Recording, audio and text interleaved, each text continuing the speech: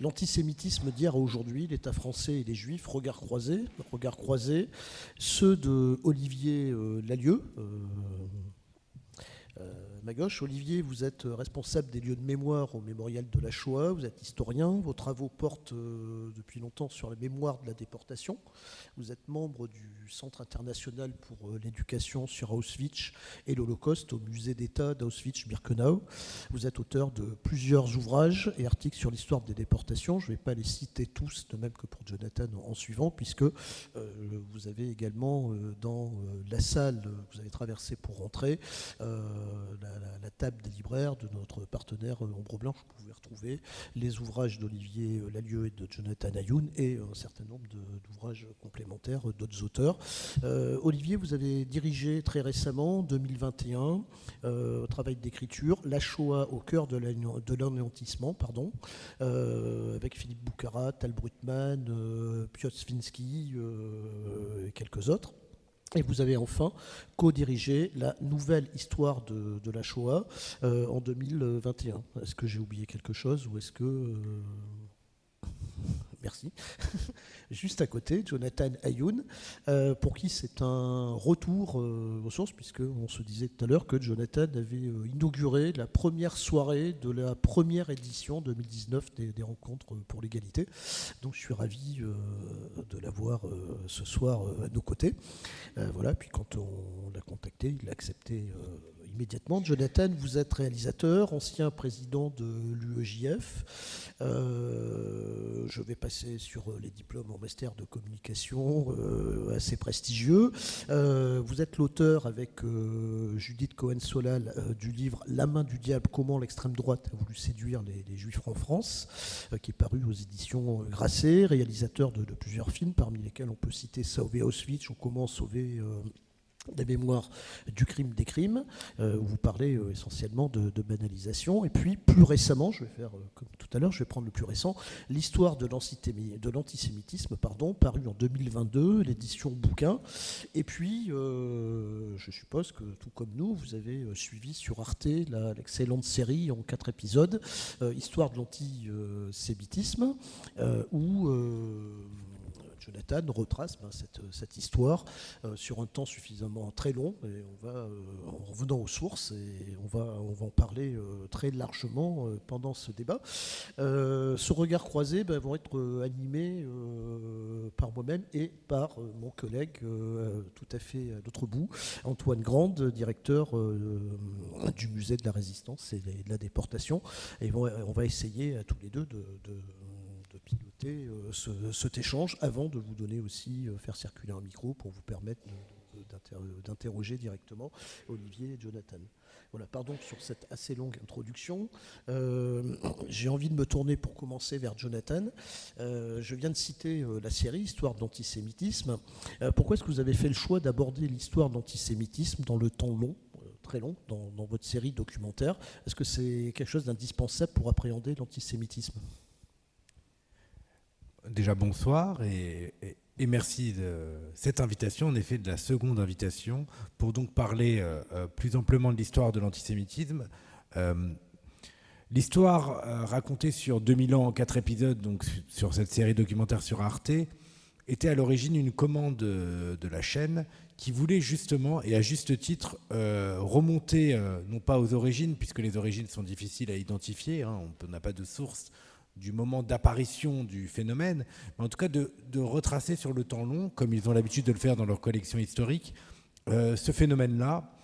Et c'était plutôt bien vu, en tout cas en prêtant l'exercice, j'ai pris la mesure de la pertinence de cette idée, dans le sens où l'antisémitisme est une construction sur le temps long.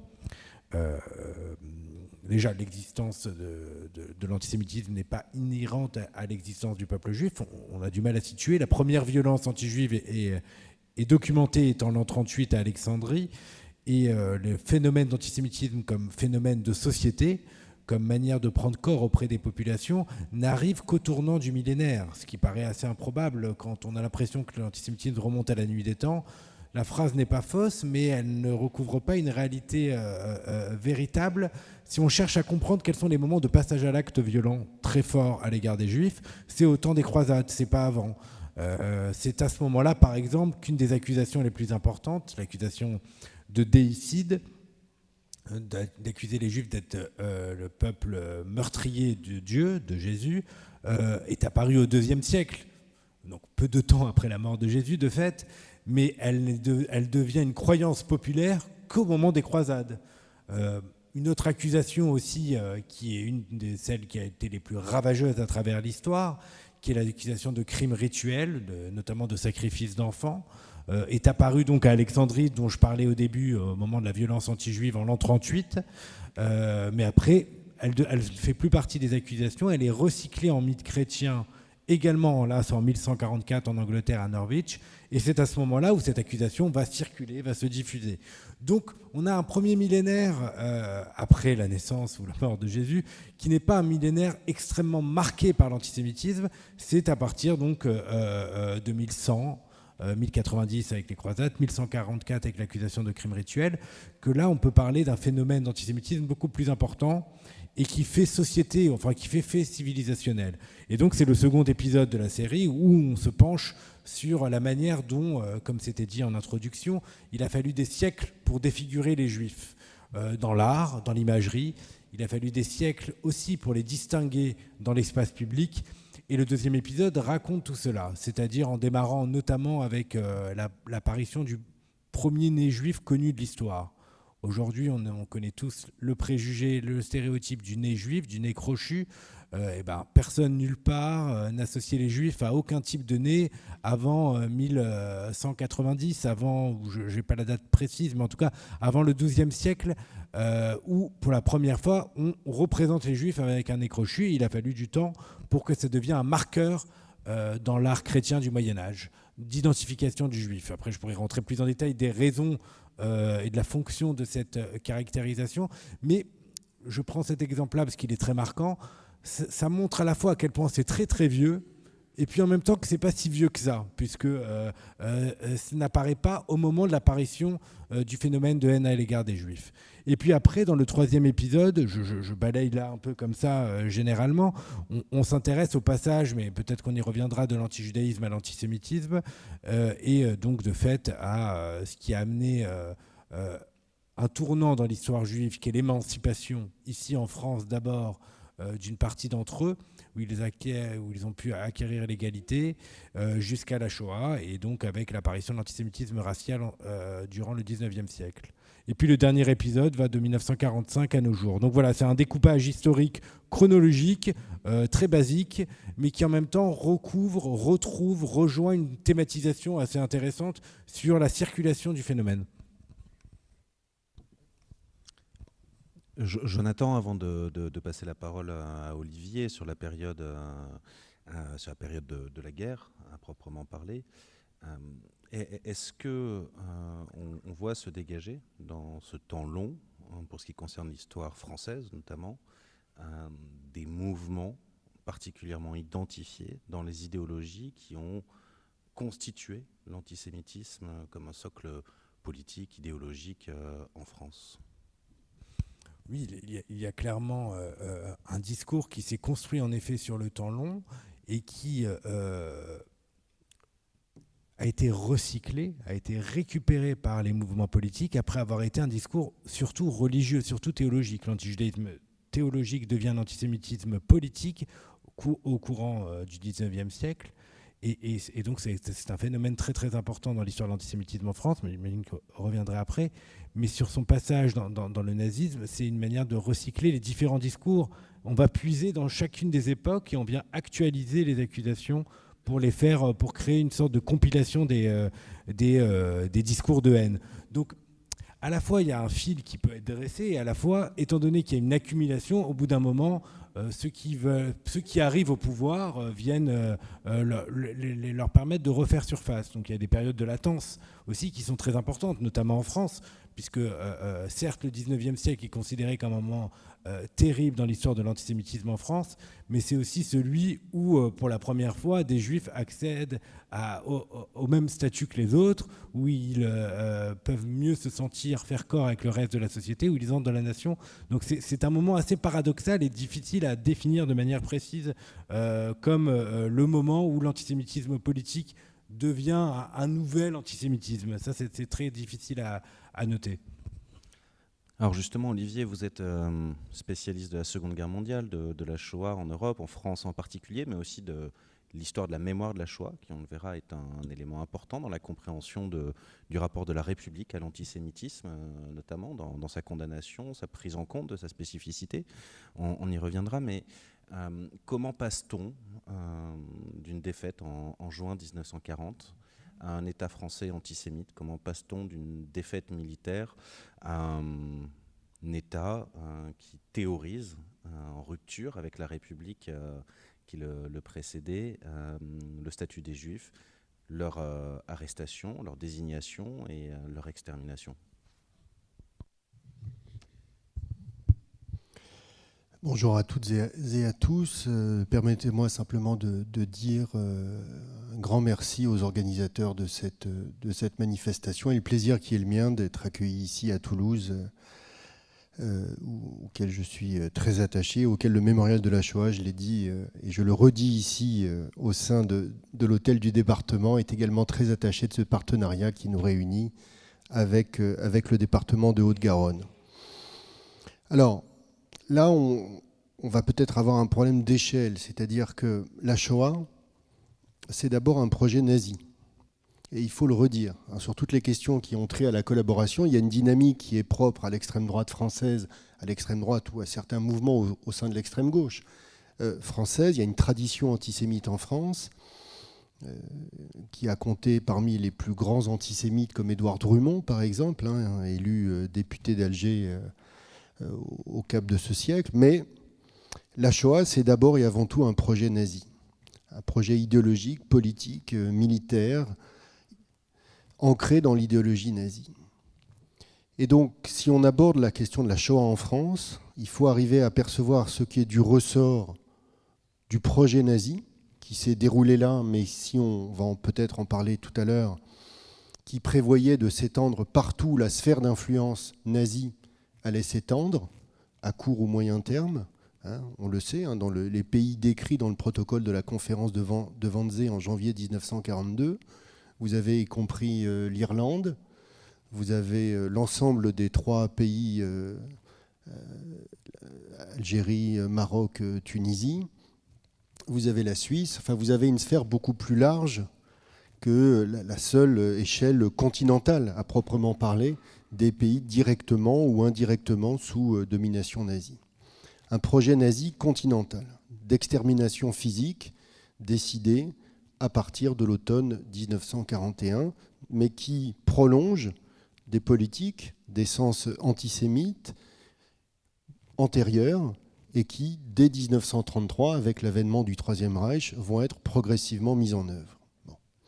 Il y a une dynamique qui s'enclenche depuis 1933 et ancrée dans l'idéologie nazie telle qu'elle est théorisée par Hitler dans Mein Kampf plus d'une décennie avant. Et puis vous avez donc parallèlement l'imbrication d'une dynamique qui est celle, alors on dit pudiquement du gouvernement de Vichy, de l'État français de l'époque, qui renverse dans ce contexte de défaite militaire dont vous venez de parler la Troisième République chancelante, avec son propre agenda et avec sa propre idéologie, où à Vichy se mêlent à la fois les tenants d'une vieille extrême droite d'essence maurassienne, et puis des jeunes bureaucrates, technocrates, brillants qui avaient éclos sous la Troisième République, René Bousquet, et qui vont au sein de l'État français éclore et se draper dans ses habits du nouveau régime pour faire carrière et transformer et participer à l'abattement de la République et à la transformation du pays. Donc vous avez différentes dynamiques qui s'enclenchent et c'est vrai que je ne reviens pas sur ce que Marc Bloch, dont il faut dire et redire combien son livre « L'étrange défaite » reste un ouvrage fondamental, non seulement pour parler de la Seconde Guerre mondiale, mais plutôt de la fragilité d'une démocratie et de l'écroulement en quelques semaines d'un régime et d'un pays, les tranches défaites. Bon. Ce cap, cet automne 40, il est de ce point de vue-là tout à fait significatif, où vont se mettre en place des deux côtés de la ligne de démarcation, à l'échelle du territoire français, des politiques qui tiennent à la mise en œuvre des projets nazis, et parallèlement, et sans forcément de connexion étroite, une politique propre à l'État français qui aboutit à l'adoption du statut des Juifs et le lendemain à la promulgation de ce décret, de cette loi, qui prévoit désormais l'internement possible de tous les Juifs étrangers en France et qui va être un des actes majeurs dans ce développement de l'internement en France, dont il faut redire l'importance, plus de 200 camps d'internement sur tout le territoire, et dont un certain nombre ici en Haute-Garonne, et plus de 600 000 internés, pas tous juifs, mais pour beaucoup juifs, placés dans ces camps directement, pour la plupart d'entre eux, gérés par l'administration française. Donc cette politique de l'État français, cette politique antisémite, elle ne résume pas la politique autoritaire, xénophobe et anti-républicaine du régime de Vichy, mais elle va être une des composantes importantes de cette politique et elle va être dès lors accentuée par la collaboration, le principe même de la collaboration dans lequel l'État français s'est engagé, que la rencontre entre Hitler et Pétain à Montoire, en ce même automne, symbolise. Je ne vous ferai pas une lecture expurgée et synthétique des travaux de Laurent Joly, qui est aujourd'hui sans doute le meilleur spécialiste français de cette politique antisémite, qu'il a très bien résumé dans cet ouvrage « L'État contre les Juifs », qui doit être, je l'espère, disponible ici, mais qui montre bien ces différents enchaînements de législations qui s'enchaînent, qui aboutissent à l'exclusion, à l'internement, à la stigmatisation, et qui vont être des rouages essentiels quand, à partir de l'été 1942, va se mettre en place ce que les nazis appellent la solution finale de la question juive, c'est-à-dire le début de la déportation massive depuis la France des populations juives, dont les contours vont être négociés entre les responsables nazis et les responsables de l'État français, des négociations au cœur desquelles on va retrouver un homme comme René Bousquet, et dont les conséquences vont être tout à fait majeures. Et on a ici tout particulièrement à Toulouse, encore en 2022, à la fois commémoré et rendu compte de ce qu'avait été ce cataclysme des semaines de l'été 1942, où, depuis la zone nord, mais aussi en zone sud, où, rappelons-le, pas un seul soldat allemand n'est présent, plusieurs dizaines de milliers de juifs, pour beaucoup étrangers, mais aussi français, et notamment les enfants que le régime de Vichy ne protégera pas et livrera sciemment au dessein nazi. On insiste beaucoup depuis le début de la rencontre, et c'est l'intitulé même de la rencontre, sur l'antisémitisme, mais il faut redire aussi combien c'est un prisme, c'est un biais pour percevoir ce qu'est le judaïsme, la présence juive, de la même manière que la persécution des Juifs ne doit pas nous empêcher, et je tiens à le faire ici tout particulièrement à Toulouse aussi, que, au-delà de la collaboration qui engage les autorités, l'administration et une partie de la population, une autre partie de la population française, qu'elle partagea ou pas un soutien aux autorités de l'État français ou qu'elle partage des préjugés antisémites, vont malgré tout, au moment de cet été 1942, s'élever contre les conséquences de cette politique, s'émouvoir fortement de ces conséquences et, à l'image de Monseigneur Saliège, publiquement en dénoncer les funestes conséquences. Alors je vais me tourner vers Jonathan pour revenir un petit peu en arrière dans le propos. Jonathan, pour comprendre quand et comment l'antisémitisme devient politique, vous l'avez abordé dans votre intervention précédente, j'aimerais que vous détailliez un petit peu quand même comment s'opère le passage de l'antijudaïsme à l'antisémitisme. Est-ce que vous pouvez faire un retour sur cette généalogie du passage de l'antisémitisme religieux à l'antisémitisme nationaliste et racial, je dirais.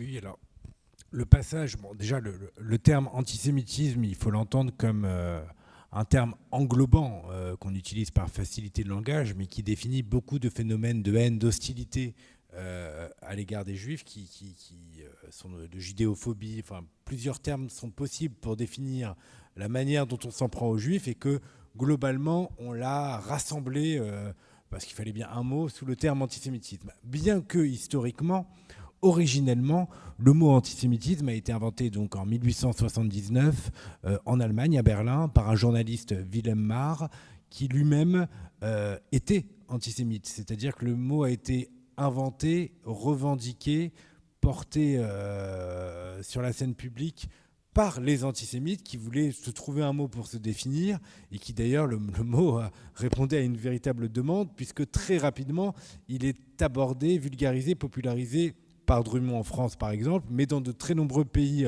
en Europe. Et par exemple, l'année d'après son invention, il est déjà dans les journaux russes, les journaux tsaristes. Donc le mot antisémitisme est déjà est historiquement un mot revendiqué, glorieux pour les antisémites. Ce qui a beaucoup changé, et fort heureusement à travers le temps. Aujourd'hui, plus personne, ou en tout cas rarement dans les pays européens, on se revendique et s'assume antisémite. Et on n'aime pas trop être considéré de la sorte, quand bien même parfois on est très antisémite comme certains, mais qui ne se disent pas antisémites. Donc, déjà, je voulais juste donner ces éléments. Il a été très difficile pour moi et pour nous, les gens avec qui j'ai travaillé dans l'écriture de cette série documentaire, de définir le moment de passage entre l'antijudaïsme et l'antisémitisme. Déjà parce que les historiens ne sont pas d'accord déjà entre eux, et tant mieux. Et donc, il fallait choisir auprès de qui on allait se référer. Lui-même, parce que là, je vois que j'ai vu que les livres de Léon Poliakov sur l'histoire de l'antisémitisme, lui, n'a pas défini un moment tournant, mais d'autres l'ont fait. Alors, je vais plutôt que d'en choisir un, là, je vais en évoquer peut-être certains, notamment, par exemple, pour David Nirenberg, qui est un universitaire américain, le moment de bascule entre l'antijudaïsme, qui donc serait une haine, une détestation des Juifs en raison de leur pratique religieuse, à un antisémitisme racial, se fait au moment de l'Inquisition espagnole, au moment de l'invention des lois de pureté de sang. Donc c'est la première fois que même les Juifs convertis sont continuellement considérés comme juifs, parce qu'ils ont en eux le sang impur, le sang des meurtriers de Jésus. Donc pour lui, et d'ailleurs même certains disent que le mot raza, le mot race, a été inventé en Espagne à ce moment-là. Donc voilà par exemple un moment de bascule. Dans le premier propos qui était le mien à la première question, j'évoquais le temps des croisades. Par exemple, l'historien Joël Kotek, lui, définit ce moment-là comme le moment tournant. C'est-à-dire qu'on ne déteste plus les Juifs, comme il le dit, seulement pour ce qu'ils sont, c'est-à-dire des adeptes d'une religion honnie, détestée par les autres religions. Donc il fait référence aux deux autres monothéistes. Donc on ne déteste plus les Juifs seulement pour ce qu'ils sont, mais pour ce qu'ils ne sont pas. Et donc c'est le moment d'apparition des accusations délirantes, que ce soit ce que j'évoquais, accusations de crimes rituels ou de déicide. Et donc pour lui, c'est le moment tournant. Donc voilà, et après pour d'autres, c'est clairement le 19e siècle avec l'apparition des théories racistes, des théories raciales, et c'est ce moment-là. Mais j'ajouterai un dernier mot sur ces deux termes qui me semble très important, c'est que l'un ne vient pas, dans tous les cas, l'un ne vient pas remplacer l'autre. L'antisémitisme ne vient pas effacer l'antijudaïsme, il vient s'ajouter, ça ajoute une nouvelle couche. Mais il n'y a pas de bascule magique où l'antijudaïsme théologique disparaît pour laisser place à un antisémitisme racial. Alors justement, pour vous prendre à contre-pied ou au rebond, je voulais effectivement qu'on se situe par rapport, pour ceux qui ont vu la série ou ceux qui la verront, On est dans l'épisode 3 quand la haine devient raciale. Et justement, sur cette question de racialisme, avec des guillemets, je voulais que vous preniez le temps de nous expliquer un peu plus comment ce courant de pensée, on est du 19e siècle, 19e, pardon, issu de la théorie des races, est né et a permis de justifier quand même par la suite la colonisation, l'esclavage, l'apartheid et bien sûr la Shoah. Donc est-ce que vous pouvez quand même dire un peu plus de choses sur la construction de ces idées raciales ? Je peux en tout cas évoquer, on a fait le choix par exemple dans le documentaire d'évoquer bien sûr l'un des plus grands promoteurs de l'idéologie raciste qui était Gobineau, et donc la manière dont il y avait cette obsession, notamment dans ces courants pseudo-scientifiques, de classifier, et donc de pousser jusqu'à cette classification, où comme par hasard, par ailleurs, c'est plutôt les Européens blancs qui sont dans une position supérieure et les Noirs dans une position inférieure, et puis l'invention donc du coup de la race sémite et de la race aryenne, et que ça aussi c'est quelque chose qui avait une pignon sur rue, qui était vraiment un courant pseudo-scientifique aujourd'hui, mais qui était considéré comme scientifique à l'époque et qui a fait beaucoup de dégâts. Moi je ne suis pas non plus spécialiste de l'histoire des théories raciales, mais ce que je peux dire par exemple, c'est que l'un de ceux qu'il a le plus promu, vulgarisé en France, c'est aussi le sujet particulièrement de la France, c'est Renan, dont se pose la question de la manière de célébrer le bicentenaire cette année, puisque celui qui a vraiment vulgarisé la notion de race aryenne et de race sémite, à ce moment-là, c'est lui. En France, et que c'est un sujet qui est intéressant aujourd'hui à débattre sur la manière de commémorer cet homme dans l'année à venir, même si après il s'est un peu départi de cette idéologie raciale.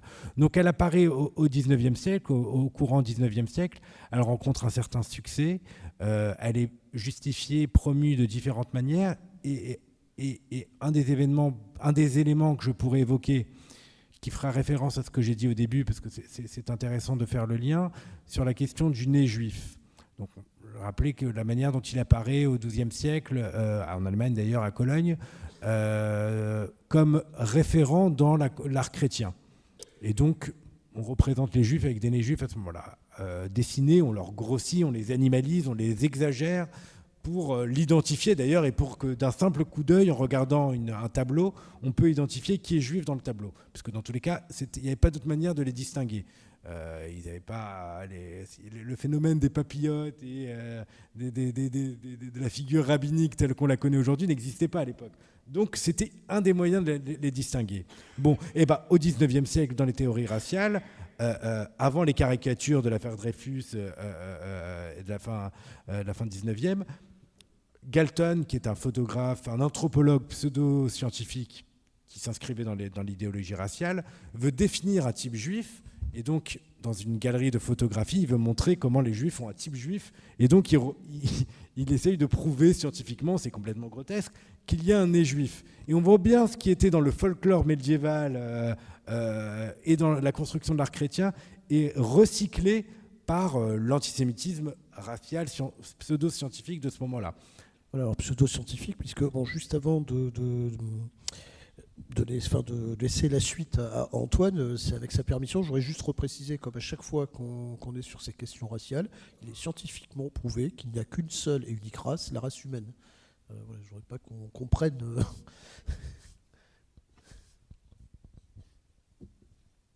C'est dur d'enchaîner, Jean-Luc.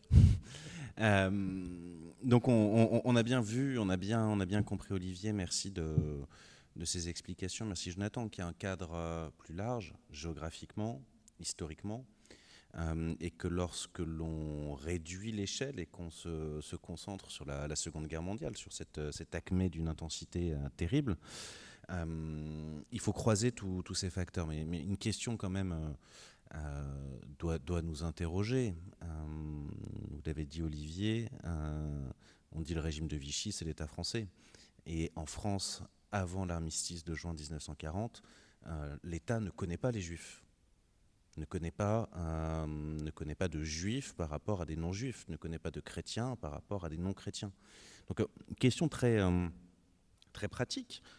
Comment est-ce que l'on va désigner un Juif ? Comment est-ce que l'État français né de la défaite va parvenir à établir des critères qui, au regard de l'administration, alors semblent être objectifs pour dire vous êtes juif, vous n'êtes pas juif. C'est une vraie rupture dans la tradition républicaine. C'est une vraie rupture et en même temps le travail a été largement défriché par les bureaucrates et les idéologues nazis. Hein. Donc on a tous, on peut avoir en mémoire, en tout cas ces schémas faits au moment des lois de Nuremberg en 1935, ces arbres généalogiques qui permettent de distinguer à l'échelle des générations précédentes en fonction du nombre de grands-parents, de parents, qui est juif et qui ne l'est pas, qui est de religion juive, qui en France, dans le statut des juifs, va être de race juive.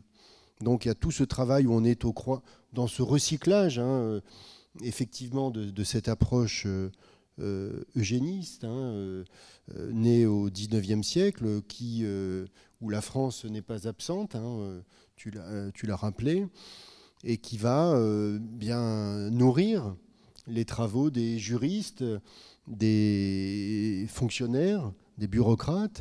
Et c'est là aussi où la Shoah n'est pas le fait que d'un bourreau sanguinaire tel qu'on se le représente, les armes à la main ou déversant des cristaux de Zyklon B dans une chambre à gaz de Birkenau. Le projet génocidaire, on parle ici de la Shoah, mais par extension, on peut l'étendre à tous les génocides. Dans ces mécanismes des génocides, il y a non seulement le criminel qui tue, mais il s'inscrit dans un environnement bureaucratique, intellectuel, idéologique, qui dépasse de très loin le seul criminel qui va procéder au meurtre. Il est assis sur des raisonnements, des pratiques, un cadre juridique aussi, parfois, qui facilite en tout cas le passage au crime, porté aussi dans un environnement lié à la propagande qui va, sur le plan des opinions publiques, faciliter, accompagner le principe de la mise à mort. Bon, il faut dire aussi que avant d'en arriver au régime de Vichy, et on le sait bien ici, les années 30 ont été traversées non seulement par l'avènement du Troisième Reich, de l'État fasciste italien, mais aussi par une poussée nationaliste intense, par une montée en puissance du racisme, de l'antisémitisme. Il faut employer un mot qu'on oublie aujourd'hui et pourtant qui reste très pesant dans un certain nombre de débats de société, la xénophobie, c'est-à-dire le ressentiment et la haine envers l'étranger, envers l'autre. Eh bien, ces facteurs-là vont monter dans les opinions publiques de très nombreux pays, en réponse et au-delà de l'idéologie, aussi par une montée en puissance de la violence physique. Il ne faut pas déconnecter la violence politique, la violence idéologique de la violence physique. Avant d'en arriver au génocide et au massacre de masse, il y a eu toute une montée en puissance aussi dans les différentes opinions, que ce soit dans la République de Weimar, que ce soit aussi en France, d'une montée en puissance de ces mouvements factieux qui vont aussi prendre pour cible les métèques, je veux dire, je ne vais pas prendre les mêmes précautions oratoires que Jean-Luc a employées, mais c'est la vérité aussi, qui vont donc dénoncer l'étranger et aussi la figure de juif, et qui vont les dénoncer, y compris en s'en prenant physiquement, avec une grande violence à eux, et notamment ici en France, et suscitant d'ailleurs à la fois une évolution du droit, la loi Marchandeau, qui vient notamment pour la première fois dénoncer cette mise en pratique des mouvements fondés sur la violence d'essence raciste, mais aussi susciter la création et en tout cas la montée en puissance d'un certain nombre d'organisations comme la LICA par exemple, qui alertent sur ces dérives auxquelles nos républiques ont été confrontées. Alors je vais revenir depuis le début, je suis celui qui revient toujours en arrière, moi. Mais, on a parlé de racialisme tout à l'heure, au tout début. Olivier évoquait la tradition antisémite française, on va y revenir peut-être proche de nous. Pourtant, Jonathan, la France a été le premier pays à émanciper les Juifs. Je trouve que c'est intéressant de regarder ça, qui était assez peu nombreux en France à l'époque, mais est-ce qu'on peut parler un peu de cette émancipation, en 1791, et que vous abordez, c'est la fin en fait du second volet de votre documentaire, pour finalement arriver au statut des Juifs en 1940. Oui, alors en effet, c'est la fin du second épisode de la série documentaire, parce qu'il était important pour nous à chaque fois de terminer chacun des épisodes par un moment tournant. Eh bien, c'est un tournant dans l'histoire de l'antisémitisme, mais c'est surtout un tournant dans l'histoire juive mondiale, puisqu'en effet, pour la première fois, quelque part, enfin, il y a également les États-Unis, mais en tout cas, pour la première fois, quelque part, ils sont installés depuis longtemps dans un statut d'infériorité, ils acquièrent l'égalité. Les Juifs deviennent comme les autres.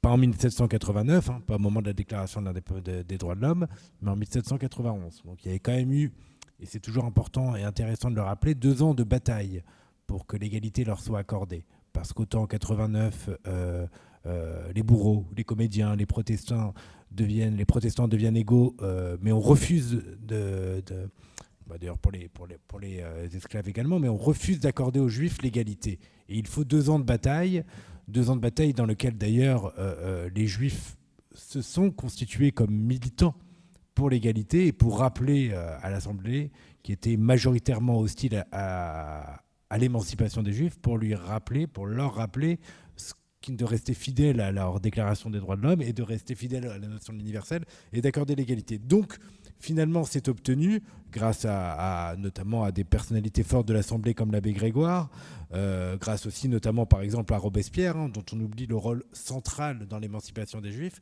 Mais donc oui, la France devient le premier pays à accorder l'égalité aux Juifs et paradoxalement le premier pays où il y a des mouvements de masse contre les Juifs comme nulle part ailleurs. C'est-à-dire que durant l'affaire Dreyfus, jamais aucun autre pays en Europe n'avait rassemblé des dizaines, voire des centaines de milliers de personnes dans la rue pour crier mort aux Juifs, ce que raconte très bien Pierre Birnbaum dans le livre Le moment antisémite. C'est un moment antisémite et c'est un moment clé de l'histoire de la France. Mais c'est aussi peut-être paradoxalement, puisque j'essaye de faire le lien, et il existe, parce que c'est le premier pays qui les a émancipés et parce que la question de la Révolution française était centrale dans l'histoire de la France, que le mouvement antisémite s'est autant développé par une démarche et une dynamique contre-révolutionnaire, malgré tout. Donc l'émancipation a été l'objet d'un complotisme à l'égard des Juifs comme étant responsable, on va dire, de la chute de beaucoup de gens par les bouleversements, qui fait que c'est à la hauteur le caractère spectaculaire de ce changement sociétal, civilisationnel en France, et le retour de bâton a été aussi à ce niveau-là. Mais dans tous les cas, l'antisémitisme se manifeste de manière beaucoup plus violente dans les moments de crise ou de mutation. Et la société française a été traversée autant, voire avant les autres, par cela, donc l'antisémitisme s'y est développé aussi avant. Alors peut-être pour faire le lien avec la suite, Jonathan, j'aimerais qu'on s'attarde un petit peu sur un épisode très symbolique d'antisémitisme et puis de la falsification. Est-ce que vous pourriez nous dire un mot sur, expliquer rapidement ce que c'était que cette supercherie des protocoles des sages de Sion et puis des impacts qu'ils ont pu avoir jusqu'à pratiquement aujourd'hui? Oui, alors dans la fabrication du documentaire, on s'est demandé quelle place accorder au protocole des sages de Sion dans l'histoire de l'antisémitisme. Et moi, ce que j'ai plus découvert, ce que j'ai appris qui m'a le plus marqué, c'est ce faux créé très probablement par la police tsariste au début du XXe siècle, qui donc accuse les Juifs d'un complot mondial, ne rencontre pas un énorme succès au moment où il sort. Il faut attendre la chute du tsar pour qu'il devienne un outil politique là-bas là encore une fois les contre-révolutionnaires pour dire que la révolution bolchevique est une révolution juive et c'est déjà prouvé dans les protocoles. Mais ce qui a le plus marqué, c'est à quel point il a été central, très important dans les discours antisémites en Allemagne après-guerre. C'est-à-dire qu'il y a notamment quelqu'un qui a fui d'ailleurs la Russie tsariste, Alfred Rosenberg, qui va emmener avec lui les protocoles, en tout cas s'occuper que ce soit traduit en allemand, l'éditer, le diffuser. Il n'est pas le seul, mais il a joué un rôle important dans sa diffusion. Et c'est en Allemagne qu'il rencontre un succès phénoménal dans les années 20, et après, bien sûr, surtout dans les années 30. Donc, voilà le rôle qu'il a pu jouer à ce moment-là, et on le retrouve aujourd'hui dans plein d'endroits à travers le monde, dans une capacité de vente phénoménale, puisqu'il a été particulièrement traduit dans le monde arabo-musulman dans les années 50, et il est devenu un best-seller là-bas. Il ne l'est plus, fort heureusement, en Europe, mais il est ailleurs dans le monde encore aujourd'hui. Donc c'est assez impressionnant de voir, voilà, on parle de la manière dont les accusations sont recyclées, dont les discours sont recyclés. Là, c'est carrément un même document qui n'est pas recyclé, mais qui circule fortement. C'est la source de la théorie du complot juif C'est un des éléments qui a beaucoup popularisé la théorie du complot mondial. Mais la théorie du complot mondial n'est pas apparue avec les protocoles. Ce n'est pas la source. Par exemple, dès Alexandrie, dont je parlais au tout début, en l'an 38, il y a déjà l'accusation par les Égyptiens à l'égard des Juifs que si l'Égypte est tombée entre les mains des Perses, des Parthes, des Romains, c'est la faute des Juifs, et qu'il y a une forme de misanthropie de la part des Juifs qui veulent faire chuter tous les autres pour contrôler le monde. Donc l'accusation de complot est bien plus ancienne, mais on va dire que c'est les protocoles qui est le document qui lui a permis de faire les ravages les plus importants.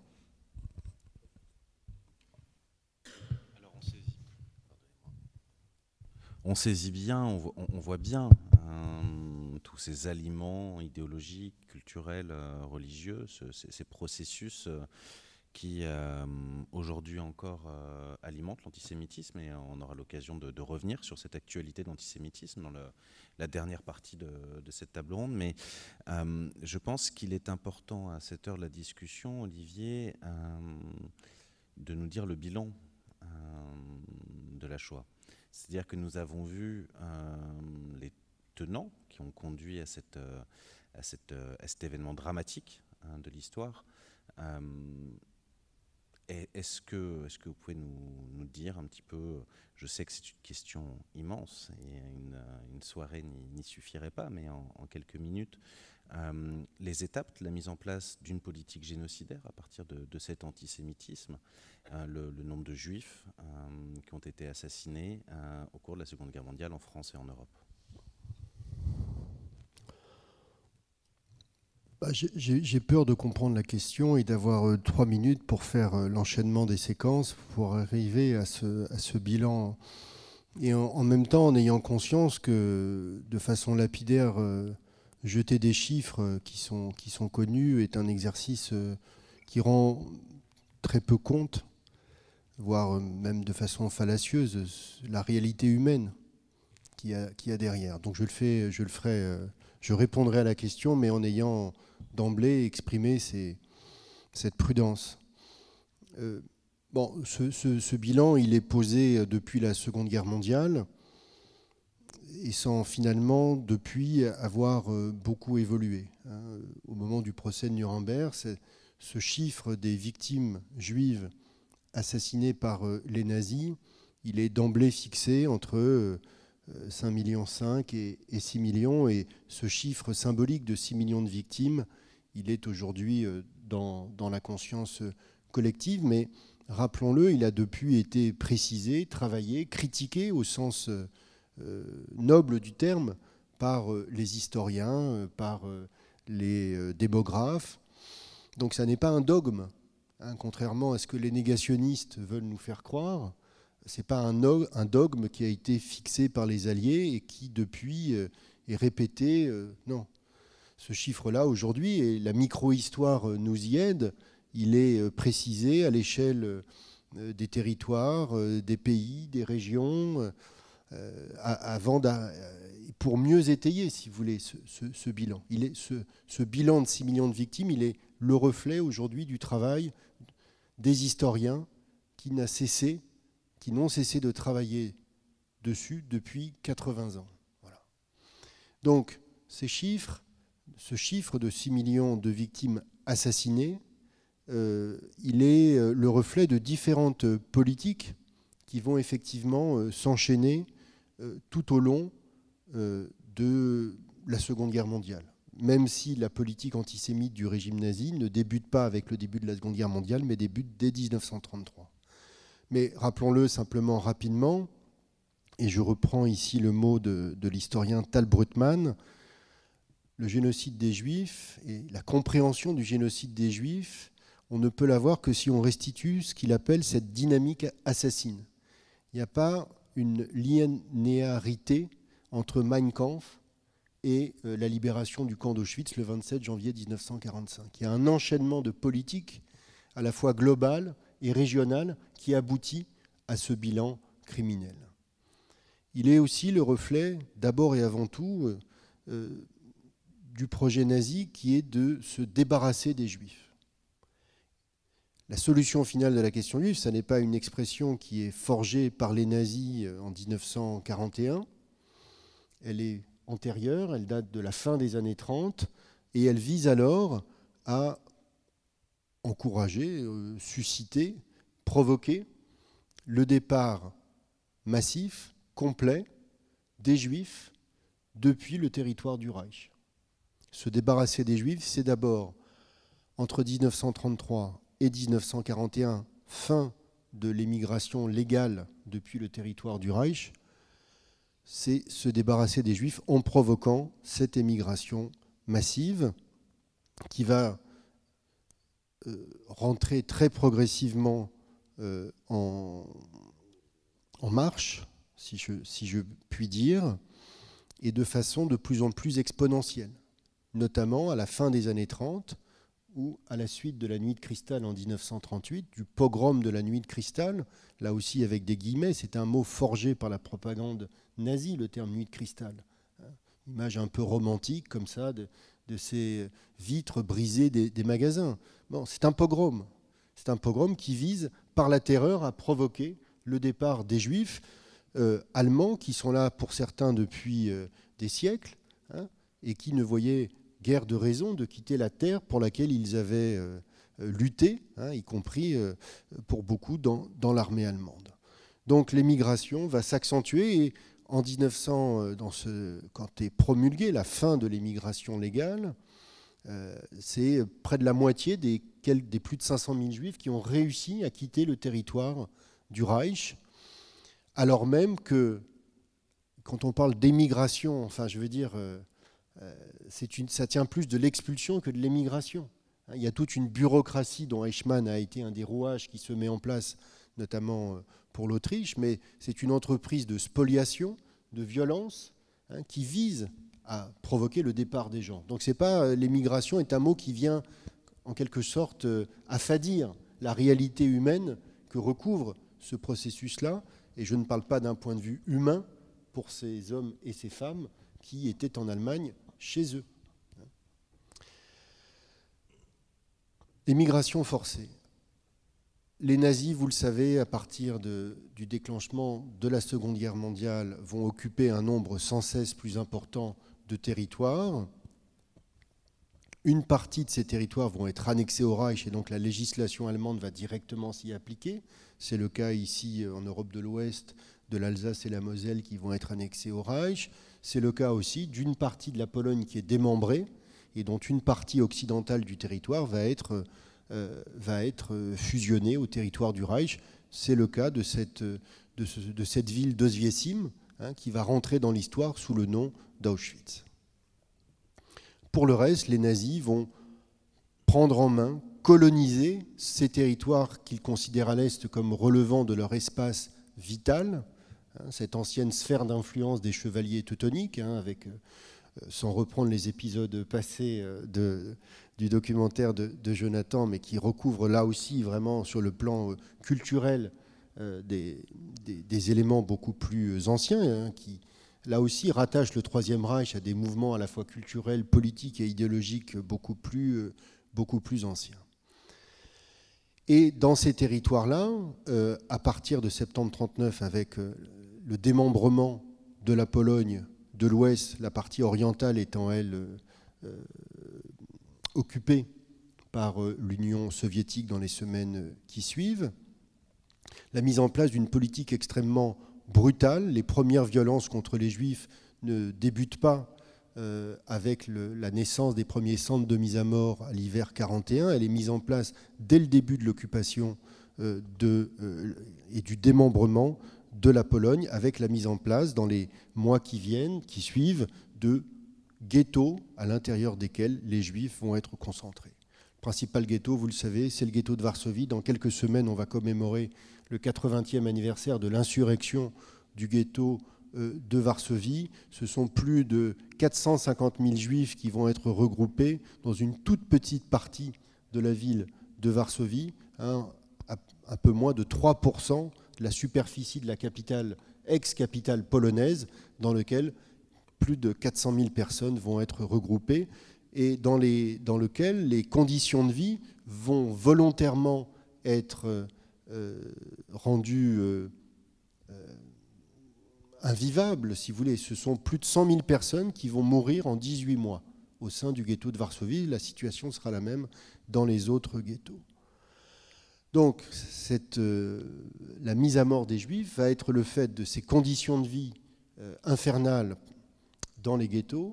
Elles vont être le fait aussi de ces exécutions de masse perpétrées par des groupes mobiles de tuerie, les Einsatzgruppen, qui, depuis la Baltique jusqu'à la Crimée, vont, à partir de l'été 1941, mettre en place des tueries de masse, pour l'essentiel des Juifs, mais aussi d'autres groupes vont être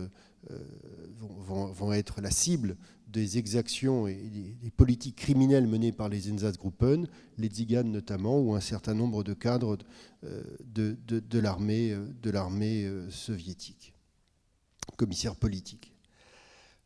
Les travaux du père Patrick Desbois nous ont permis non pas de découvrir ce qu'avaient été les crimes des Einsatzgruppen, qui, dès les travaux de Léon Poliakov, auxquels vous avez fait référence,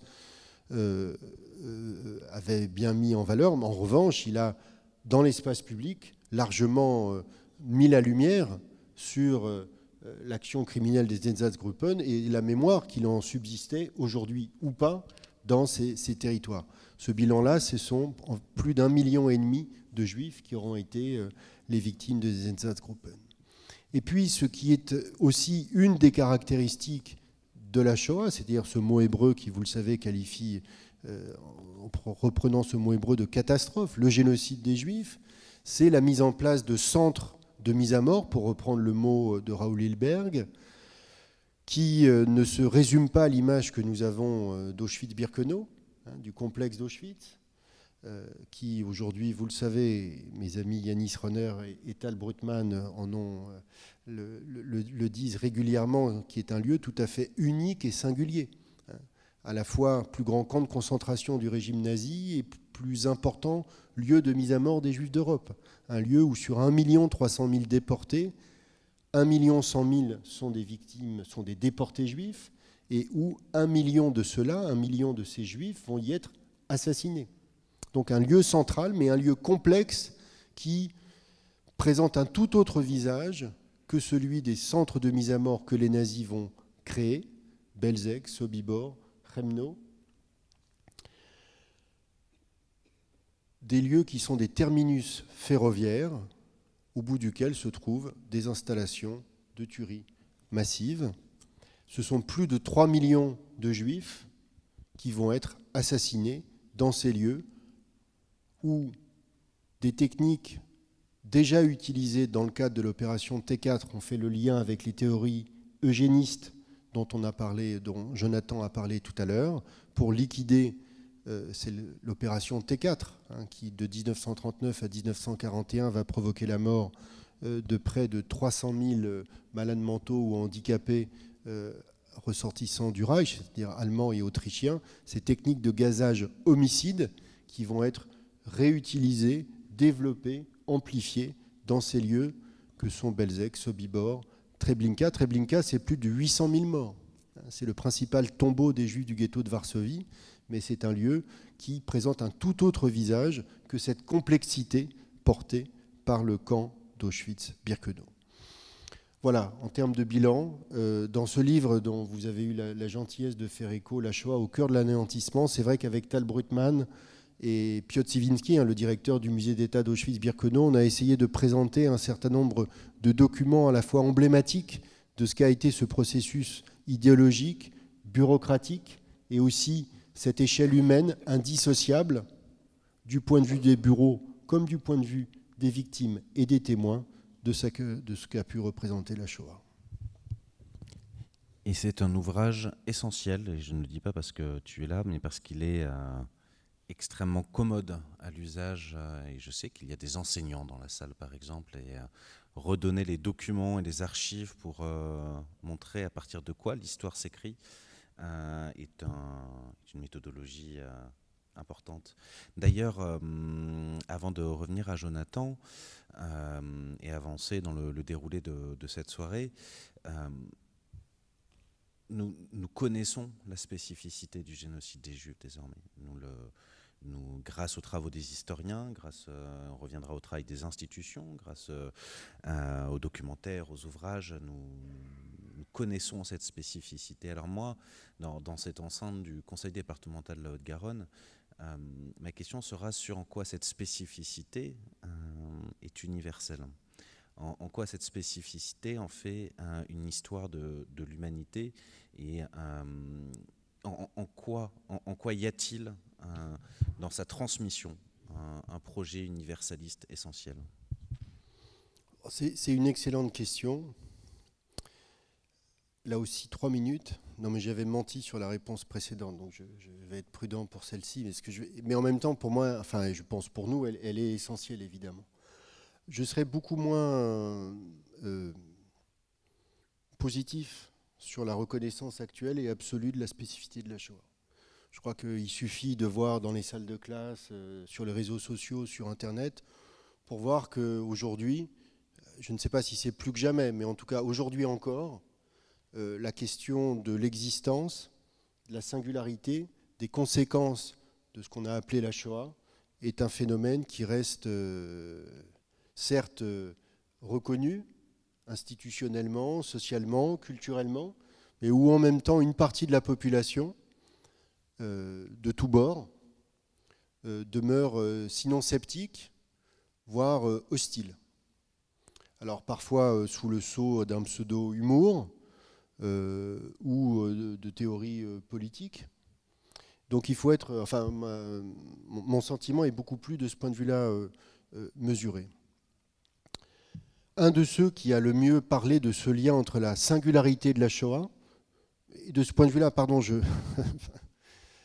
suis déjà long, voilà, mais c'est important de dire aussi que trop souvent aussi dans des discours officiels, ou chez des journalistes, des intellectuels, bon ok, on reconnaît maintenant la singularité de la Shoah, on l'entend en tout cas, on se l'approprie, mais on la restitue aussi, finalement, dans une forme de grand méli-mélo, où on y adosse les persécutions et la répression qui a visé d'autres groupes sociaux ou des opposants politiques.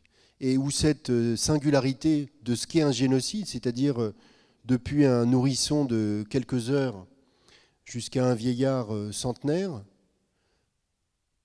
qu'on souhaite faire disparaître, que certains hommes ont voulu faire disparaître de la surface de la Terre, cet aspect-là est restitué sur le même plan finalement que la répression contre les résistants, des opposants politiques, des ressortissants de certains groupes religieux, les témoins de Jéhovah ou de minorités de groupes aux orientations sexuelles et autres, si vous voulez. On en fait une question universelle sans finalement passer l'étape de la singularité de ce qu'est un génocide.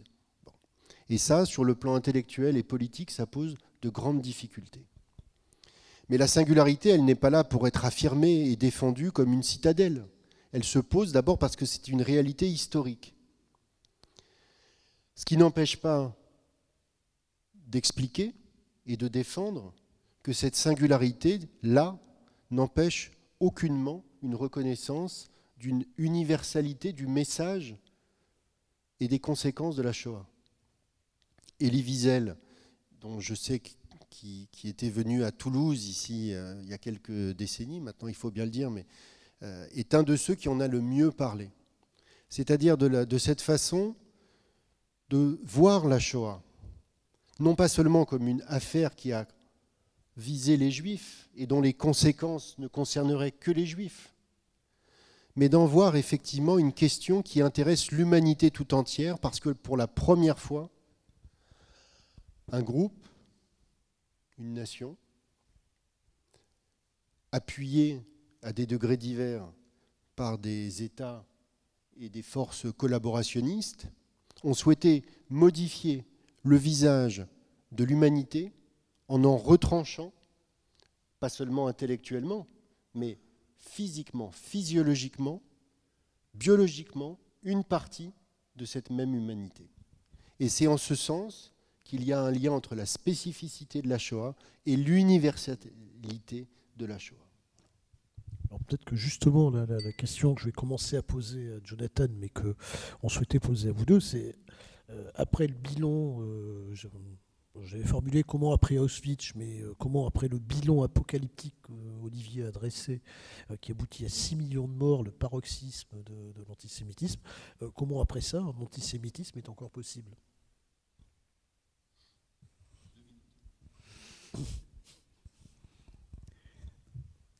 Je tournerai la question à l'envers, parce qu'aujourd'hui on se la pose comme ça, mais comment on aurait pu penser qu'il allait disparaître juste après l'opération de la solution finale? C'est-à-dire que, par exemple en Pologne, après-guerre, les survivants qui reviennent, pour une bonne partie, ils ont bien conscience que l'antisémitisme de leurs voisins polonais n'est pas disparu, parce qu'ils reviennent avec le statut de rescapés de la Shoah.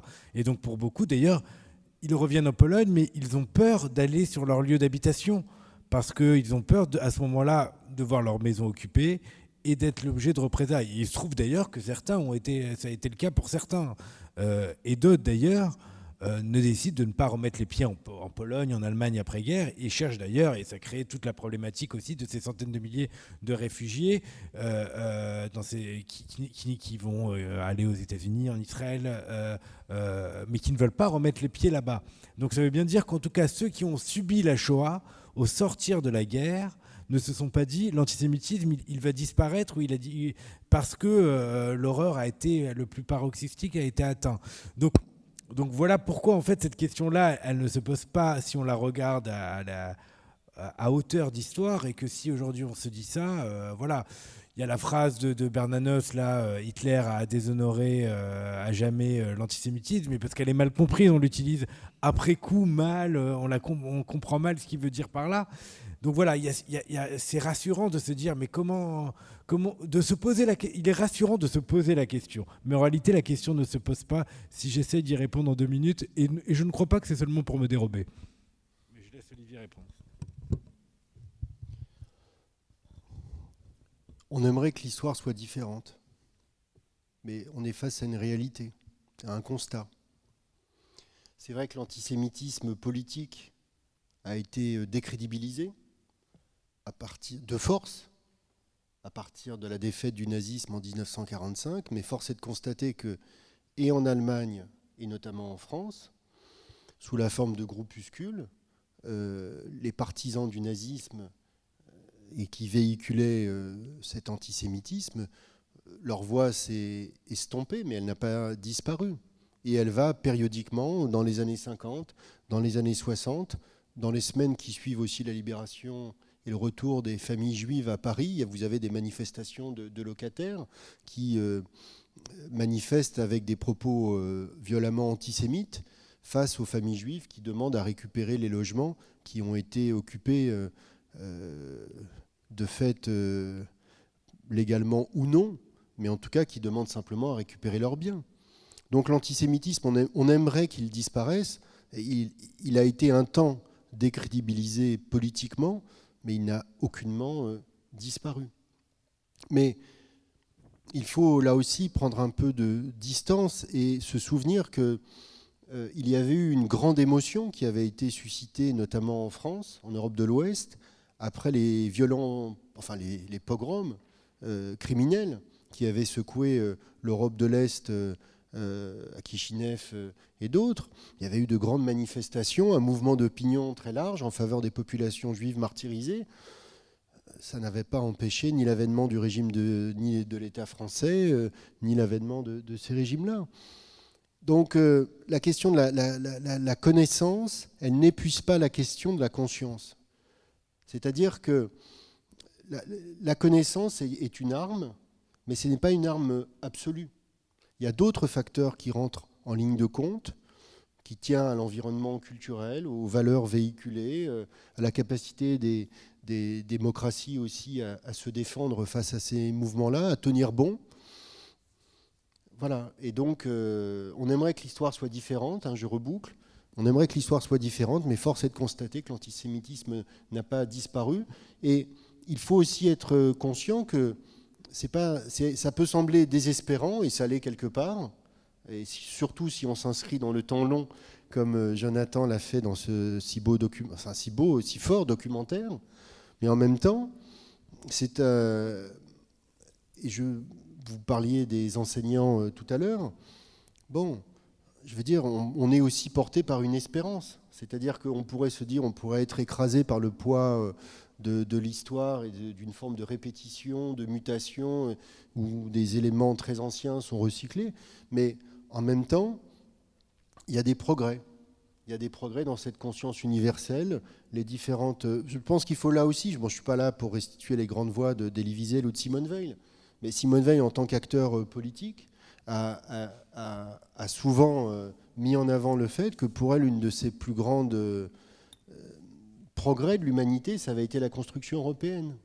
Non pas comme une digue absolue, et on en vit aujourd'hui les limites et l'arrivée face à des régimes plus ou moins autoritaires au sein de l'Union européenne. Mais malgré tout, l'Europe, elle a permis de rassembler la France et l'Allemagne qui, en quelques décennies, s'étaient fait 3 fois la guerre. Donc il y a un certain nombre de progrès. Si on reprend les enquêtes d'opinion, qui sont aussi parfois des facteurs qui peuvent être tout à fait nous désorienter, en tout cas. Quand vous reprenez des sondages d'après-guerre, les pourcentages qui montraient une hostilité à l'avènement comme président de la République en France d'un président juif, mais c'était alors j'ai les chiffres ici, mais je ne vais pas me replonger dans mes notes, hein, j'ai déjà parlé trop longtemps, mais c'était statistiquement très important, et c'est plusieurs dizaines de pourcents de la population qui était hostile à la présence d'un juif comme président de la République. Aujourd'hui, ce pourcentage-là est très fortement réduit. Ça ne veut pas dire que l'antisémitisme, dans ses différentes formes, ait disparu, mais il y a des progrès. D'ailleurs, avant d'aller vers la dernière séquence de cette soirée, sur les programmes qui sont mis en place, sur les projets qui peuvent être portés, nous entrons ici à Toulouse dans un terrible et triste cycle commémoratif qui, depuis 11 années, nous amène à commémorer les victimes des attentats islamiques qui ont eu lieu ici il y a 11 ans contre des militaires et contre des enfants juifs. C'est-à-dire que cet antisémitisme tue toujours, parfois en empruntant à d'autres terminologies. On l'évoquait en préparant cette rencontre, le terme de l'antisionisme, qui est souvent le cache-nez d'un antisémitisme moderne. Peut-être ce n'est pas vraiment une question, mais pour vous deux, chacun avec votre regard et l'acuité que vous portez sur cela, cette évolution de ces formes de l'antisémitisme qui tue. Parce que si l'on voit que, et fort heureusement, certains mécanismes collectifs peut-être reculent, eh bien l'antisémitisme tue ici même, et cette période commémorative nous le rappelle douloureusement. Oui, il y a une situation paradoxale par rapport à 2 interventions précédentes. C'est vrai que à la fois nous sommes dans une situation, si on s'inscrit dans le temps long, où l'antisémitisme est le mieux combattu, le mieux condamné, le mieux pénalisé, en tout cas dans les endroits où des communautés juives vivent. On n'a jamais vu ça, il n'y a plus d'antisémitisme d'État, excepté peut-être en Iran, et encore c'est une forme d'antisémitisme particulière, mais bon c'est le cas, où il y a des communautés juives vivantes. C'est plus le cas.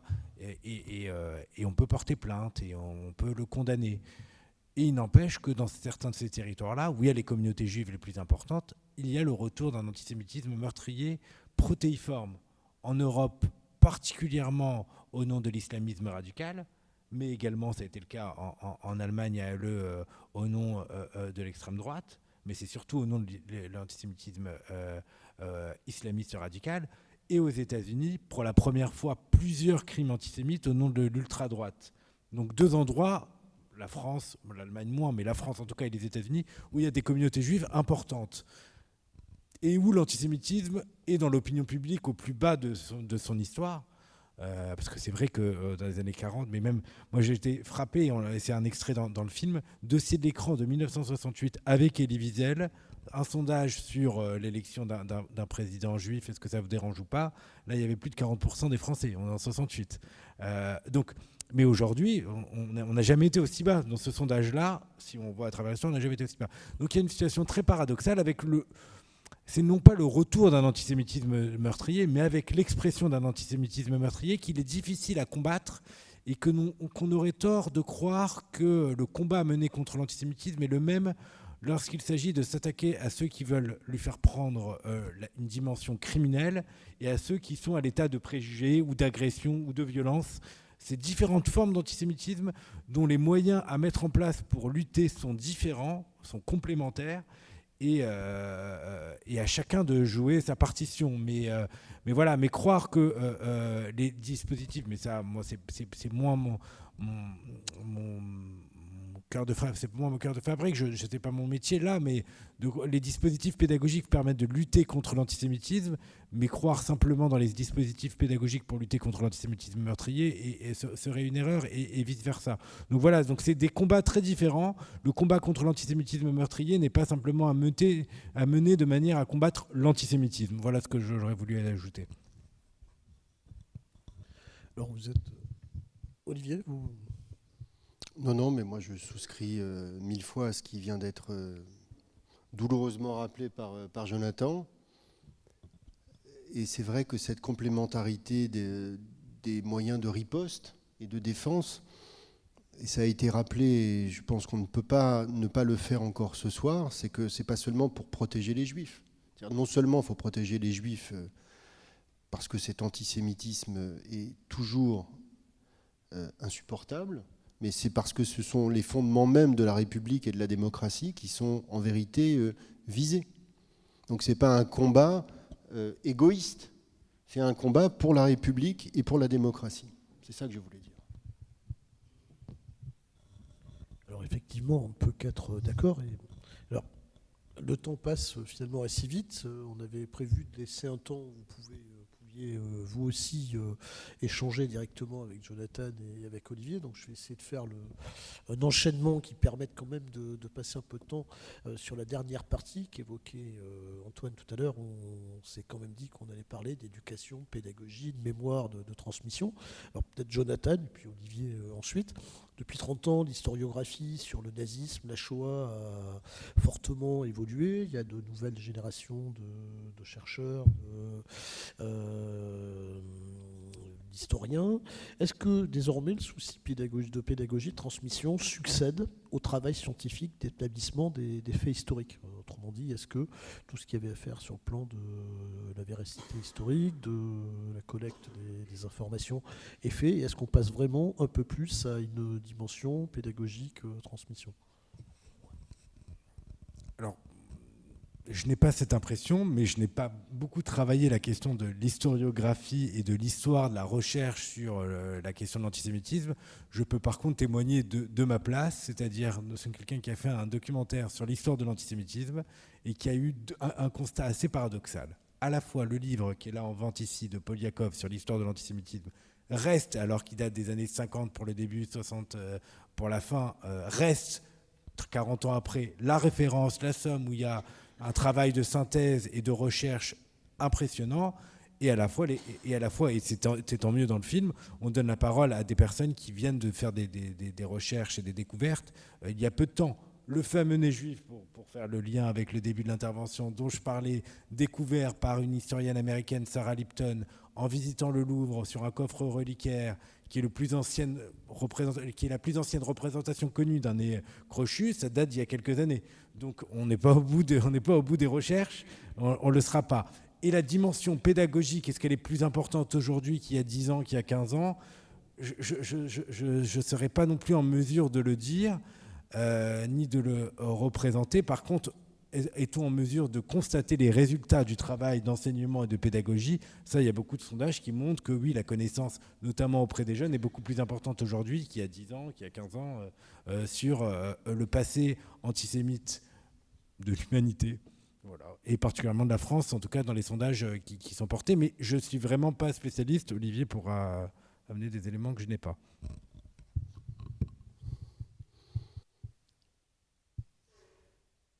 Je pense que le travail historiographique, il se poursuit, il doit se poursuivre et il va se poursuivre.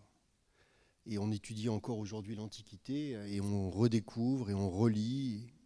Donc l'histoire, elle va se poursuivre, quoi qu'il arrive, et c'est tant mieux. Et des pages entières, à ce jour, des jalons ont été posés et ils vont être réanalysés avec des sources qui émergeront ou qui seront croisées et revues avec un regard neuf. S'agissant de la pédagogie, c'est vrai qu'il y a... Bon, on va pas refaire l'histoire depuis 1945, mais la pédagogie de l'horreur, c'est-à-dire la nécessité de confronter l'opinion publique et notamment les nouvelles générations avec des images pour provoquer un choc, pour susciter une prise de conscience quant à la réalité et à la profondeur des événements auxquels on fait référence. Ça a été une démarche sur laquelle, dès 1945, les journalistes vont chercher à accrocher l'opinion, et c'est vrai, appuyé par les gouvernants. On est revenu dessus, hein, et on sait qu'aujourd'hui, confronter une classe avec le visionnage de Nuit et brouillard d'Alain Resnais, qui reste une œuvre emblématique, hein, et dont le texte de Jean Quérol doit être entendu et réentendu parce qu'il est d'une bien plus grande profondeur que les caricatures qui en sont faites parfois. Mais on sait qu'aujourd'hui, on ne fait pas un cours sur l'histoire de la déportation et de la Shoah en voyant seulement Nuit et brouillard. Voilà, donc ça, c'est vrai que cette pédagogie, cette nécessité d'inscrire en profondeur dans les programmes scolaires la question de la Shoah, mais moi j'aimerais aussi qu'on l'étende aux autres problématiques qui sont posées, notamment qui se traduisent au sein du musée de la Résistance et de la déportation de Toulouse, ou qu'on aborde au Mémorial de la Shoah à Paris et dans nos différents sites.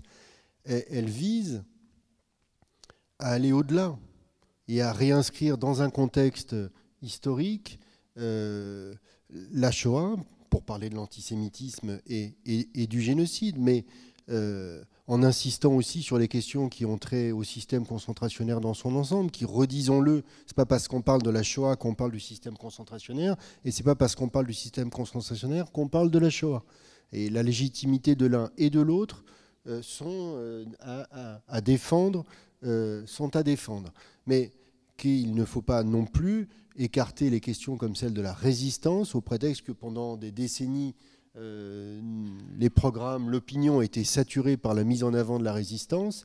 C'est pas pour ça qu'aujourd'hui elle doit disparaître des programmes, si vous voulez, et des livres d'histoire.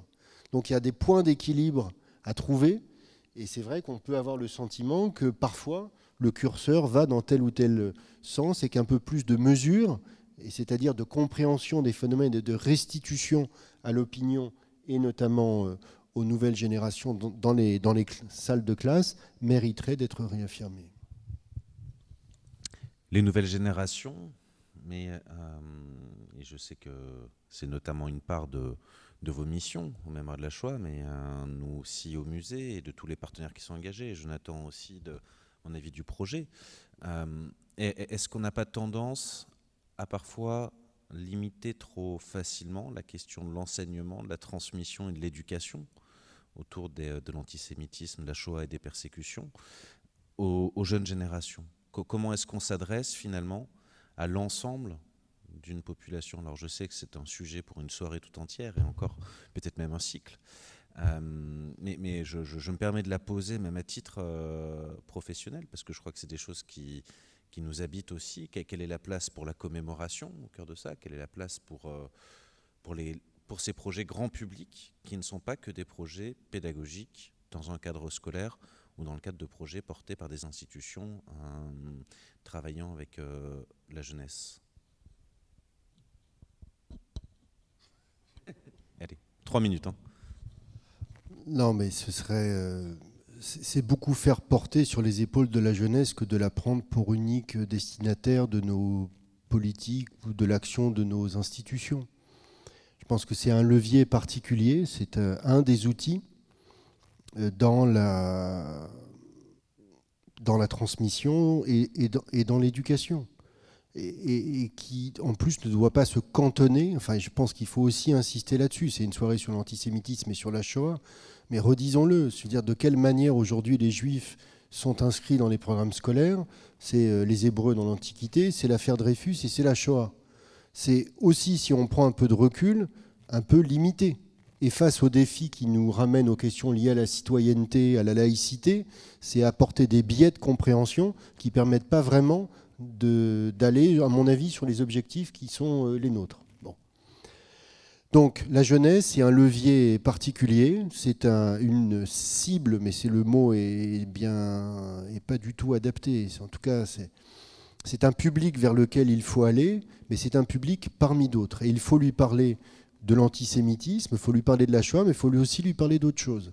Et il faut lui parler des Justes, il faut lui parler de l'engagement dans la résistance ou dans les armées françaises des Juifs, et c'est tout particulièrement vrai ici en France et particulièrement vrai ici à Toulouse pendant la Première et la Seconde Guerre mondiale. Il faut parler de la vie quotidienne, il faut parler de la pratique religieuse pour ceux qui la pratiquaient ou pas. Il y a plein d'angles qui sont en tout cas portés aujourd'hui. Bon, je ne vais pas avoir un discours un peu corporatiste, hein, je m'en excuse, mais mes collègues de l'antenne Sud, qui ne sont pas là, Hubert Strouk et Maurice Lugassi, mais Noémie Leroy est là et je la salue, c'est ce qu'ils font au quotidien, c'est-à-dire dans la palette d'outils pédagogiques, d'activités hors les murs qui sont menées là.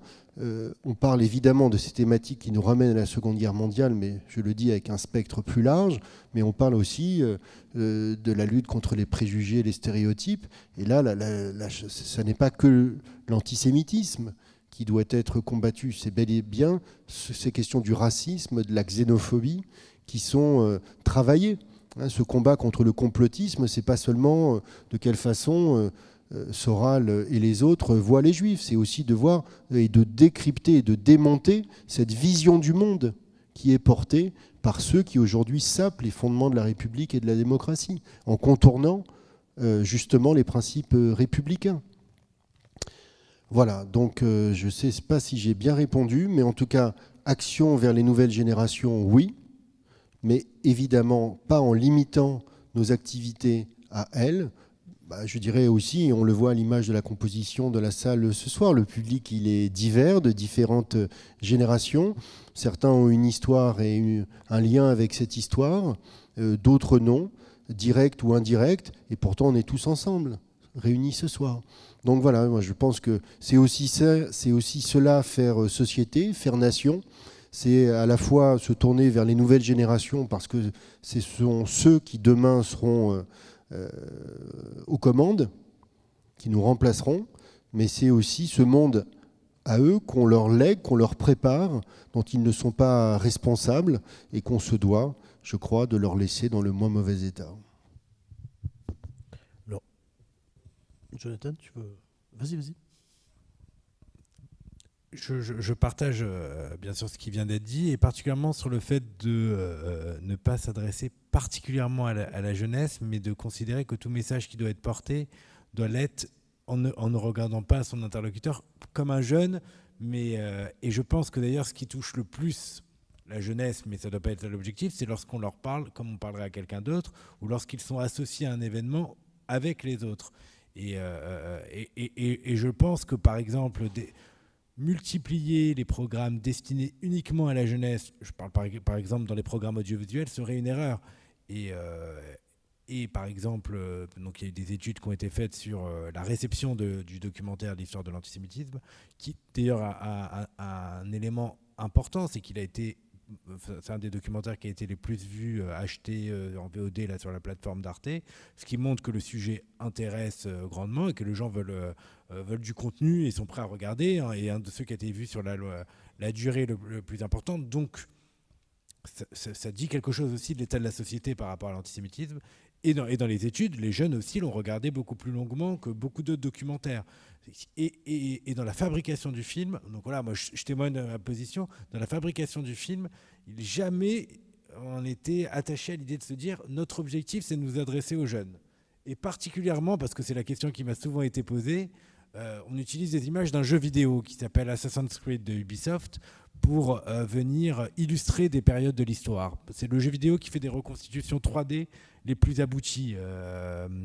Quand Notre-Dame de Paris a été incendié, les autorités françaises se sont tournées vers cet éditeur de jeux vidéo pour qu'il leur livre la modélisation 3D de Notre-Dame, tellement leur travail est rigoureux et pointu. Et donc pour illustrer l'Antiquité, la Révolution française, l'Angleterre au moment de la Révolution industrielle, on a utilisé des images de ce jeu.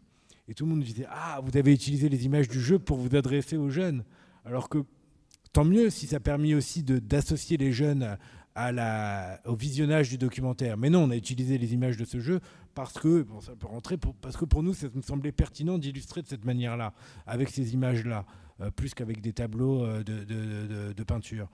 Mais ce n'était pas pour toucher les jeunes. Et je pense que le fait que la démarche n'est pas toujours de faire les choses à leur adresse permettrait aussi de les y associer plus longuement. Alors merci, on a un rôle un peu compliqué avec Antoine, puisqu'on est aussi maître du temps. Donc ce que je vous propose, c'est qu'on se tourne vers vous. Il y a un micro, je vais me promener avec le micro si vous avez des questions, des réactions. Assez bref si on peut. Pour Jonathan, pour Olivier, vous faites signe. Et voilà, le temps d'arriver jusqu'à monsieur. Une question que je n'ai pas posée à Jonathan, c'était celle qui concerne la réalisation de la série. Est-ce que c'était une démarche scientifique ou est-ce qu'il y a quand même dans votre esprit un aspect militant? Ça me permet Ah ben, on va faire à deux. Oui, bonsoir, merci de vos exposés. Juste, ça a été un petit peu dit. Est-ce que vous ne pensez pas qu'aujourd'hui l'antisémitisme est un peu confondu avec l'antisionisme et que de ce fait, il est un peu exacerbé, tout au moins dans certains milieux politiques? Ça, c'est une première question. Et juste une remarque sur les origines de l'antisémitisme, d'après ce qu'a décrit tout à l'heure Jonathan, en passant de l'antijudaïsme à l'antisémitisme, c'est un terme qui, moi, me gêne toujours, parce que dans ce qui se passe aujourd'hui, on attribue tout. Un certain nombre d'attentats, on dit toujours que ce sont des attentats antisémites. Moi, je me suis posé la question depuis longtemps de savoir si, en remontant aux origines, puisque vous avez parlé du peuple sémite, c'est ce qui a créé l'antisémitisme, en fait, le peuple sémite, il vient des fils de Sem. Si on se réfère à une certaine histoire peut-être un peu oubliée, et donc dans les peuples de Sem, je crois qu'il n'y avait pas que des juifs, à ma connaissance. Merci. Qui veut Jonathan, peut-être? Juste très rapidement sur la catégorisation des sémites, il me semble que cette catégorisation n'est pas très pertinente. Donc dire dans les sémites, il n'y avait pas que des juifs, mais peut-être qu'on pourrait aller plus simplement, et ça c'était une formule de Tal Brutmann qui a été citée tout à l'heure par Olivier Lalieu. Il avait une autre formule qui dit les sémites n'existent pas, donc ça ne veut rien dire ah mais il n'y a pas que des juifs. Ben non, mais il n'y a pas que des juifs, mais il n'y a pas tout court. Enfin, les sémites, c'est un terme qui n'est pas scientifiquement très prouvé. Par contre, les antisémites, eux, ils existent. Et donc c'est peut-être là-dessus qu'il faut voir, parce que dire oui mais les sémites c'est pas que les juifs, donc on peut pas utiliser le terme antisémite. Et là on rentre dans un débat qui me semble maladroit et stérile et inutile en fait. Voilà. Voilà ce que je pourrais dire. Après, sur l'antisionisme, qui est un moteur, un véhicule utilisé par des antisémites aujourd'hui, c'est un fait. C'est-à-dire que beaucoup, je ne sais pas beaucoup, mais l'antisémitisme se manifeste aujourd'hui, étant donné qu'il ne peut plus se manifester au nom de l'antisémitisme, il peut parfois se manifester au nom d'un antisionisme radical. Et ça, c'est quelque chose qui est aujourd'hui évident et qui n'est pas si nouveau que ça. C'est-à-dire qu'il ne faut pas considérer que le visage antisioniste radical de l'antisémitisme est apparu avec les années 2000 et comme c'est souvent situé, mais c'est une origine beaucoup plus ancienne, c'est une origine qui date des années 50, enfin en tout cas qui peut déjà être située dans les années 50 par la machine soviétique qui, pour s'attaquer à un certain nombre de juifs, étant donné qu'ils ne pouvaient pas se déclarer antisémites, s'est déclaré antisioniste et les désigner comme sionistes en sachant bien que pour tout le monde, on allait y voir derrière des juifs. Et depuis ce moment-là, le phénomène d'un antisionisme antisémite s'est internationalisé dans les années 70 et il s'exprime par-ci par-là aujourd'hui. Est-ce que ça veut dire que toutes les personnes qui sont antisionistes sont antisémites ? Pas forcément. Est-ce que ça veut dire par ailleurs que toutes les personnes qui se déclarent antisionistes sont antisionistes ? Pas non plus, c'est-à-dire je pense que même une grande majorité des gens qui se disent antisionistes sont juste très critiques à l'égard de la politique de l'État d'Israël et ils pensent que ça s'appelle l'antisionisme, mais ça n'est pas de l'antisionisme, c'est juste qu'ils sont très critiques à l'égard de la politique de l'État d'Israël. Mais par contre, il y a beaucoup de gens qui se disent antisionistes et qui sont en réalité antisémites, mais qui se masquent derrière ce véhicule-là. Donc c'est très intéressant de situer ce phénomène de l'antisionisme dans son histoire, de comprendre là où il est utilisé de manière maladroite ou avec ignorance, et là où il est utilisé de manière intentionnelle pour pouvoir masquer un antisémitisme qui ne peut pas dire son nom. Une autre question ? Monsieur au fond ? Allez, j'y vais.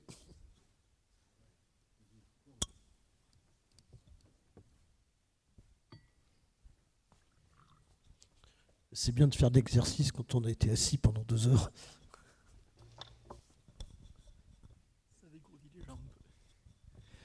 Bonsoir. Vous nous avez parlé tout à l'heure des Einsatzgruppen, qui étaient des divisions meurtrières et missionnées. Et nous, on a eu la colonne d'Eisreich. J'aimerais savoir dans quelle mesure on peut trouver des similitudes et des différences. Merci. Alors, je ne suis pas un spécialiste de l'histoire militaire, mais en tout cas, ce que je sais, c'est que les Einsatzgruppen étaient des unités qui regroupaient à la fois des membres des services de sécurité allemands, pour beaucoup nazis, pour d'autres non, et qui ont donc eu qui ont été ce bras armé de la politique, un des bras armés parmi les plus importants de cette politique génocidaire à l'Est. La division SS d'Eisreich, c'est donc une des unités militaires de la SS, dont un certain nombre de membres, d'ailleurs, étaient passés par la guerre à l'Est, qui était une politique,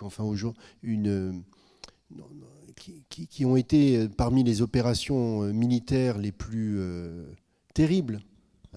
Une guerre exterminatrice, si vous voulez, au-delà de la répression, enfin pas de la persécution et de l'anéantissement des Juifs, mais les pratiques guerrières menées par à la fois les unités régulières de la Wehrmacht, mais aussi les unités idéologiques de la SS, ont mené à une somme de crimes de guerre et de crimes contre l'humanité absolument terribles. Il y a un certain nombre d'ouvrages qui le restituent tout à fait bien aujourd'hui. Une véritable guerre idéologique qui débouche sur une guerre exterminatrice. Et donc un certain nombre de ces soldats SS versés sur le front occidental vont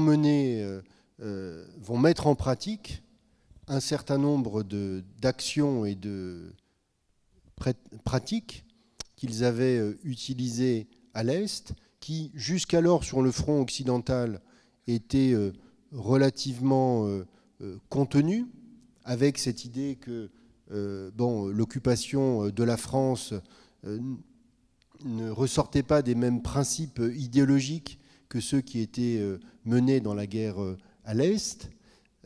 En revanche, au moment des combats pour la libération en 1944, ces unités-là, et notamment la division d'Asraj dans ce parcours tragique, enfin criminel, hein, qui fut le sien, remontant vers la Normandie, mais se livrant partout sur son cheminement au-delà du seul Oradour-sur-Glane, hein, qui est un peu, bon, aujourd'hui dans l'opinion, l'événement phare, mais qui ne doit pas occulter ce qui a été le cas à Tulle ou dans d'autres territoires de ces crimes, et ici aussi, évidemment.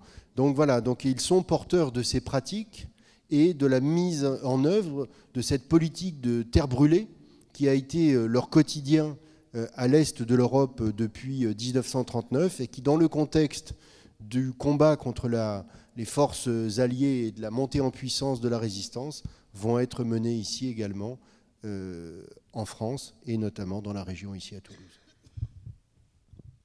Voilà, merci Olivier. Alors ce que je vous propose, c'est qu'on clôture peut-être cette soirée. Avant toute chose, je voudrais me tourner vers les personnes qui depuis tout à l'heure doublent nos interprètes en langue des signes, voilà, sans qui nos soirées ne seraient pas accessibles. Donc merci à vous deux, on peut les applaudir. Voilà. Un petit mot de remerciement pour toute l'équipe. Certains sont partis, certains sont encore là. Toute l'équipe logistique et événementielle du conseil départemental qui s'est assuré que vous seriez accueillis dans des bonnes conditions de confort, de sécurité, etc. Un petit coucou à mes collègues de l'équipe de la mission Chemin de la République. Ils ne sont pas tous là, mais vous avez Morgane que vous retrouverez demain soir, je vais en dire un mot, et Aurélie. Voilà, un grand merci à Antoine d'avoir participé à ça. Un salut à Noémie du Mémorial de la Shoah, merci d'être là. Et puis, remerciements infinis à Olivier Lallieu, à Jonathan. Merci d'avoir été avec nous, d'avoir participé. On les applaudit.